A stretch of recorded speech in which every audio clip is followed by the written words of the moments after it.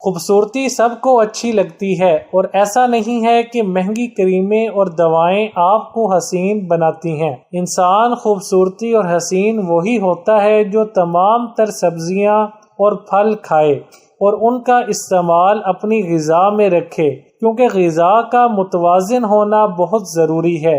یہی وجہ ہے کہ بعض اوقات مہنگے فیس واش سے چہرہ دھو بھی لیں تو وہ صاف ستھرا نہیں لگتا اور نہ تازگی آتی ہے، اور پھر سردیوں میں تو ویسے بھی موسمی اثرات کی وجہ سے جلد خراب ہو جاتی ہے۔ اس لیے آپ خود کو فریش رکھنا چاہتی ہیں تو صرف آدھے چقندر کو استعمال کرنے کا یہ زبردست طریقہ جانیں اور بنائیں ایسا فیس واش جو آپ کے فیس کو کرے فریش اور بنائے آپ کی جلد کو نرم و ملائم۔ فیس واش بنانے کا طریقہ: آدھا چقندر دھو کر اس کو چھلکوں سمیت کاٹ لیں، پھر 1 کپ پانی کو اچھی طرح ابالیں اور جوش آنے پر اس میں یہ چقندر ڈال کر 3 منٹ تک پکائیں۔ پھر اس میں 1 چمچ گلاب کا عرق، 1 چمچ ملتانی مٹی اور 1 چمچ دودھ ڈال کر مکس کر لیں اور اس کو ایک بوتل میں ڈال کر فریج میں رکھ لیں۔